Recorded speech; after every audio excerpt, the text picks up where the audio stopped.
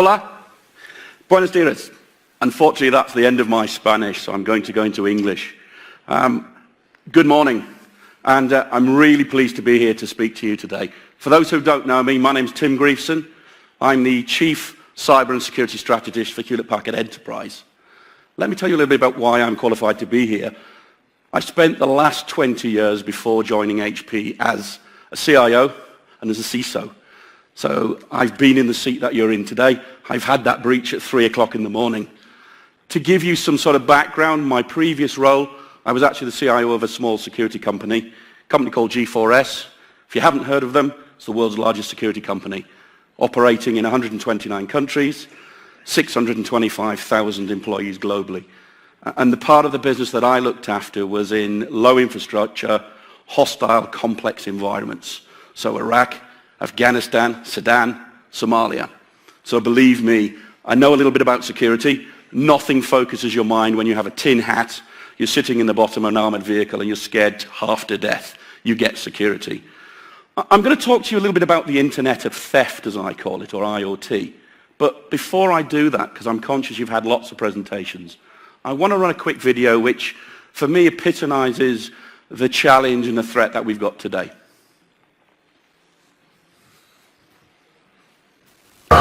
Ieder van ons heeft naast zijn gewone leven vandaag de dag ook een online leven.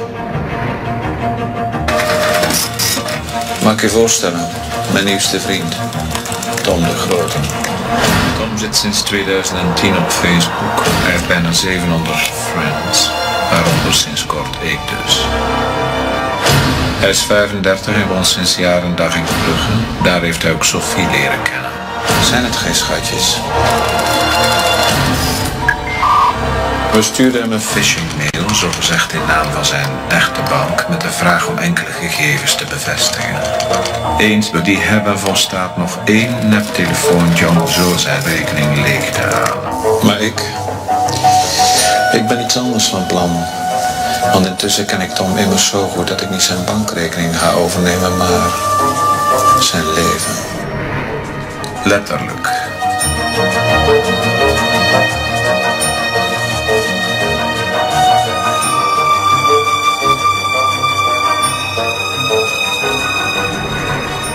Tot snel, Tom. Zo, begin intussen al goed in zijn vel te voelen. Tijd voor een testje. Ja, we gaan eens dag zeggen aan Krieke, de baas van zijn stamcafé. Daar is Tom kind aan huis, dus ik ook. Toch? Hé, Krieke! West!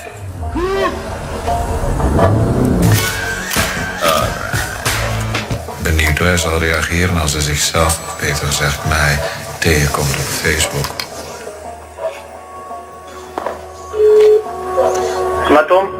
Good afternoon, sir. Sorry to bother you. This is Jimmy from the Harp Hotel in London. Yeah? Yeah, we got your online reservation for 4 rooms. Excuse me. I didn't make a reservation. Een paar dagen geleden heb ik online mijn kinderdroom gevonden. Een schitterende antieke harp. Maar ik heb hem natuurlijk niet betaald. Daar heb je vrienden voor.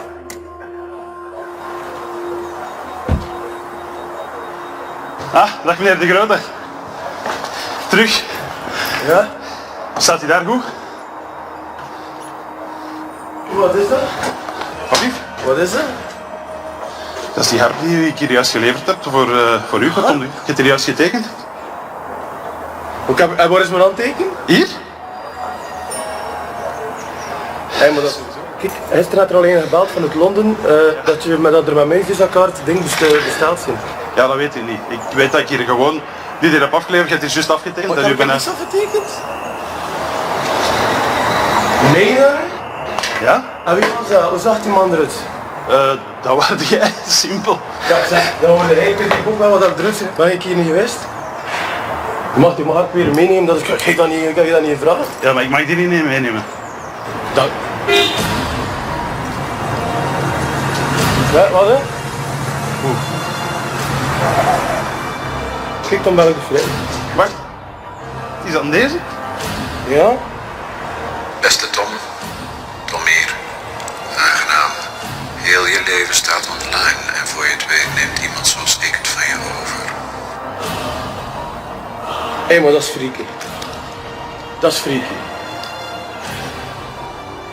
Echt waar.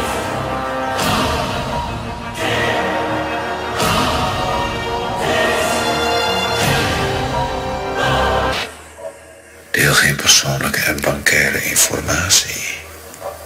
Of jij wordt misschien de volgende. Okay, so that was quite an extreme case, and it doesn't happen all of the time. But I'll give you a real-life example. While traveling here yesterday, I was on the train, and I'm sitting in a crowded carriage, and there was a lady booking her holiday. Bearing in mind there's about 70 people in this carriage. She gave everybody her credit card detail number. She told us where she lived.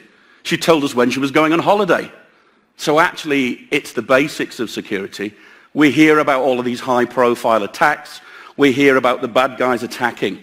So it's not just about the large organizations the bad guys are after. They're after your and my information as well.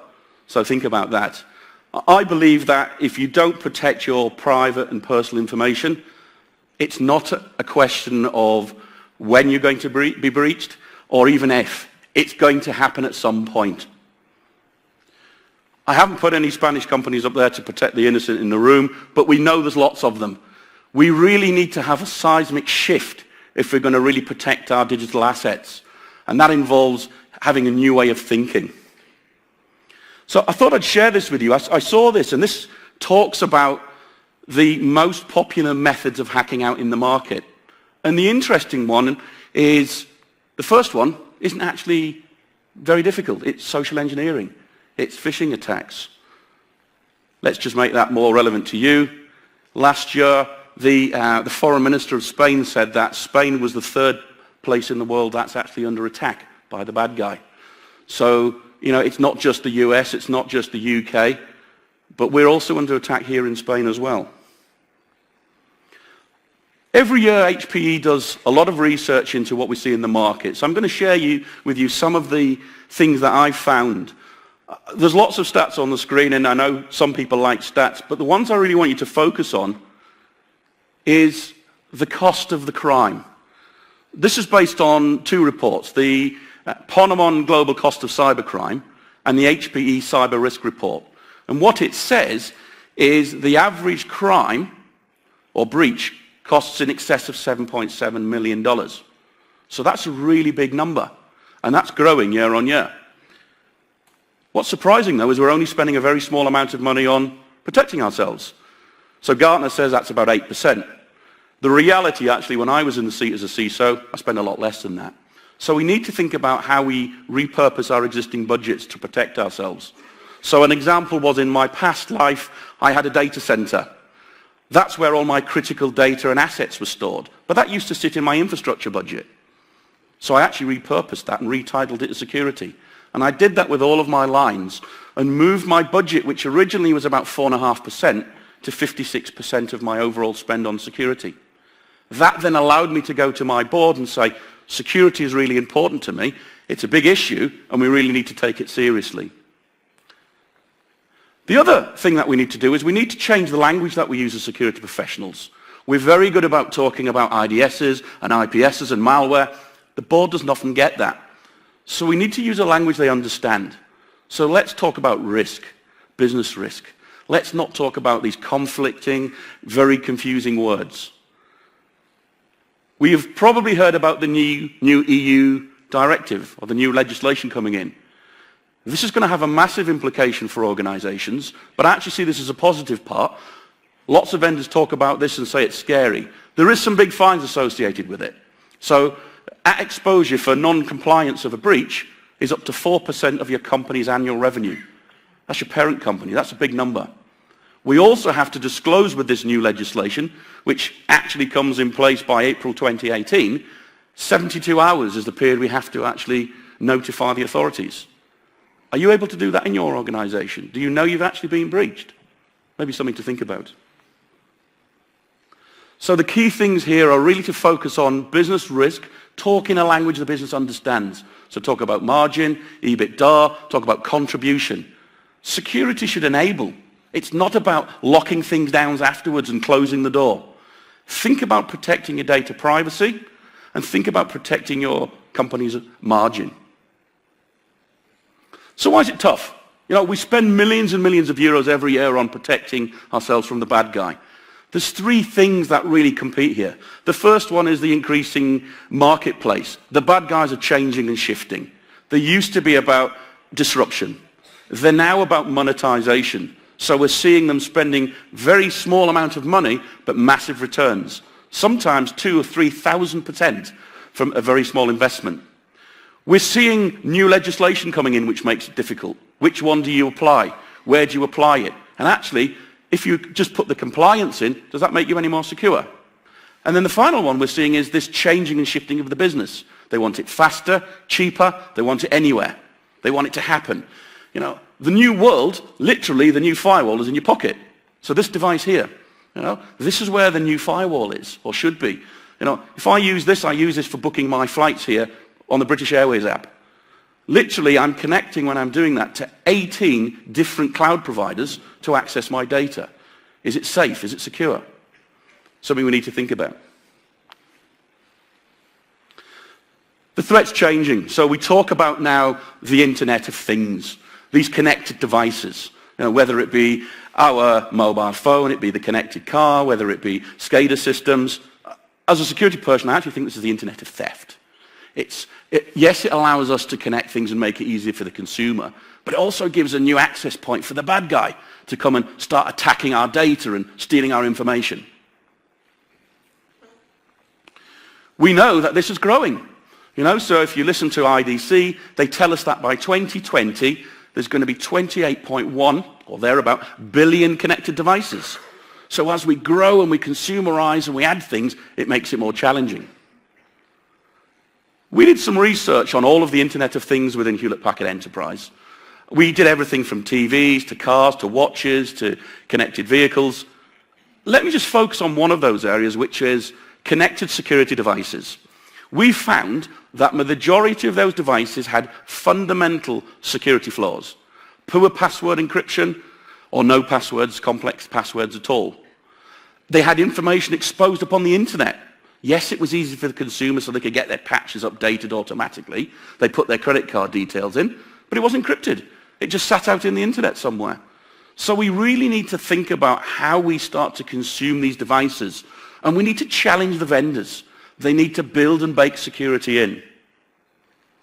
So these are my 6 takeaways for the CIO. They need to think about producing a framework that covers everything internet. That's not just thinking about the devices, it's people, it's technology, it's processes, it's having a single view of all of your technologies. We've got to audit what we've currently got. Why is it connecting? Where is it? What's it doing? We've got to bake security in, build it in fundamentally to the way we design things, not try and secure it afterwards, because often these devices are secured, sometimes they're not. We've got to mobilize the workforce. It's not just security. It's not another IT project. The Internet of Things is for everybody. We have to work together to build all of that in. And the IT role needs to be rethought. We have to be the business value enabler, not the people that say no. We have to enable our business safely and securely. So we know that the year of 2014 was the year of the point of sale. We saw them. We saw large breaches in the Target, in Home Depot. We know that 2015, which I predicted, is going to be the year of the healthcare attacks. You know, whether that be medical pumps, whether it be devices in, health with on your wrist, whether it be something that's monitoring that pacemaker. So let me take you forward and tell you where I think things are going to go. So we've got connected vehicles. We've got connected homes. These items are starting to gather lots of information about us. And yeah, that's a great thing. But what are we doing to protect ourselves from the bad guy? Let's go a stage further. I believe that the year of 2016, which segues really nicely into the next keynote, is going to be the year of the critical national infrastructure breach. The bad guys are starting to weaponize. They're starting to attack our water supply. They're starting to attack our power grid. They're using this, yes, for disruption, but also for political gain. The other area I think that might be interesting, apart from IoT, is education. We use lots of education services for big data analysis. and providing lots of very intelligent people. They spend lots of money on gathering and that research, but tend not to have the money for security and for budget to protect it. So we need to protect those. So what's your business doing about digital disruption? Is it impacting you? Will it be impacting you? So some of the big scary numbers. The Ponencia and cyber risk reports say that the average time the bad guy is inside your organization is 243 days. That's without you even knowing about it. What's really scary is it takes another 46 days to remediate on average. This is the guy I was concerned about when I was in the seat, the insider threat, because they know about your systems, they know about your processes. And worryingly, that goes up to 70 days. And it's growing. It's getting longer to remediate because they're getting smarter. So the Ponencia report said there's 3 areas that you can spend your pounds or your euros or your dollars. Organize that spend on the following 3, get a much better return on their investment. So if they spend on gathering information, understanding what's outside and what's inside your organization, but putting business value and business context around it, there's no point in gathering this tsunami of data if you don't do anything with it. Lots of people talk about the data lake. I actually think it's more about data lakes, data ponds, and data puddles. Yeah? It's about the information that you really need to home into that makes you understand how that bad guy is acting, what type of techniques they're using, and what they're doing. And obviously, make the assumption you're going to be breached. Try and encrypt your data. So if you've encrypted it, you've made it difficult for the guy to use, then surely that makes it much more better for you as a business. And actually, the bad guy might go somewhere else because there's other people that are less secure than you. So let's look at really now what the HPE cyber risk report says. The first one, the bad guy is changing their attack profile. They're now starting to attack the application. So traditionally, we had layered defense. So we had a firewall. We had an intrusion detection system. We had an antivirus. They are all still good, and we need to keep them, but the bad guy is now after the data. They're ultimately after something they can commoditize and sell. So our viewpoint is, yes, you've got your perimeter, but actually your perimeter is now dissolved, as I said earlier on, with my mobile phone or the cloud. So where you need to focus your effort and time is not on the endpoint, but on the interactions between users, data, and the application. So analytics is a key part of that. If you start to really look at that area, you'll find you'll be able to detect the bad guy faster, you'll be able to understand what they're doing and reduce that time, and hopefully reduce the cost of a potential breach. So we need to start focusing on that. The second one is we've learned nothing from patching. No surprise there, I'm sure. 2015, Microsoft and Adobe launched more patches and updates than they've ever done in previous years. Yeah? Many, many more times. And yet, we're still scared of patching. So we do some research. We looked at the top 500 high-severity patches out there. Interestingly enough, the top 10, there were actually vulnerabilities that have existed for some time. Most of them are 2009, 2010, and these are the things the bad guys are still exploiting. And interestingly, most of those for actually Stuxnet. Yeah? Things we knew about, the media publicized. So we need to get much smarter. There's 2 points. We as security professionals need to get better at patching, but the vendors need to be much more transparent about the impacts of the patch. There's no point in them hiding that. They've got to tell you. What's the impact? What's it patching? And if there is a vulnerability, they should tell you. HPE does that. We tell you. Ransomware is becoming much more the focus of the bad guy. The monetization of something. So we've all seen CryptoLocker. It's appeared on many machines in many organizations. A small amount of money allows you to unlock a machine. That's becoming the preferred choice for the bad guy because they can do it millions of times for a small amount, and the citizen is less likely to resist that and actually want to pay. So we advise them never pay, but they've lost the data. We're seeing a huge shift in the market. The bad guys are now starting to focus on mobile devices because that's what we're using. We do our banking. We use our systems now. Interestingly enough, 2015 was a 153% increase in Android and iOS. We saw 230%. So I think the Apple technology and platform is something we're going to have to watch because that's where the bad guys are starting to move. The best protection from malware, good backup. yeah? Because they will destroy your data. Make sure you've got robust backup in place. Vendors need to get much smarter. They need to have a holistic view, not just providing us with lots of point solutions.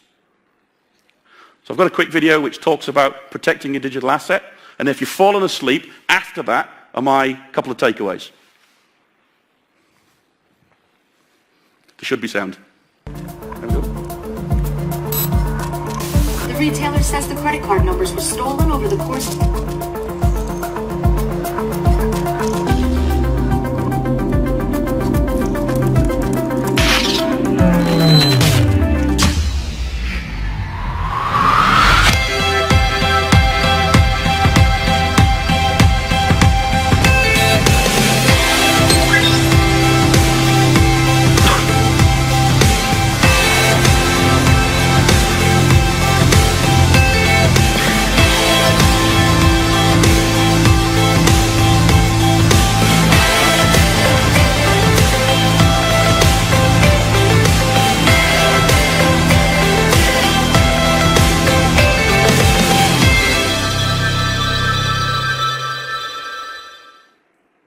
And interestingly enough, you notice I didn't talk about any products, which is very unusual for a vendor.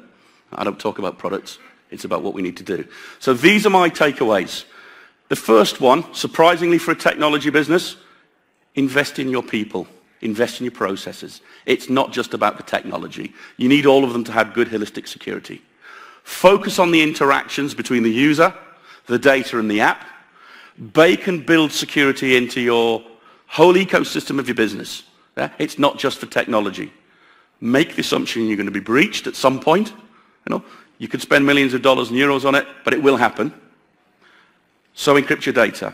And the final one, practice cyber resilience. You wouldn't believe the number of CISOs and CIOs I talk to, and I say, have you got a cyber resilience plan? And they wheel out the disaster recovery plan. It's not the same. Disaster recovery, remember, is about getting you up and running as fast as possible.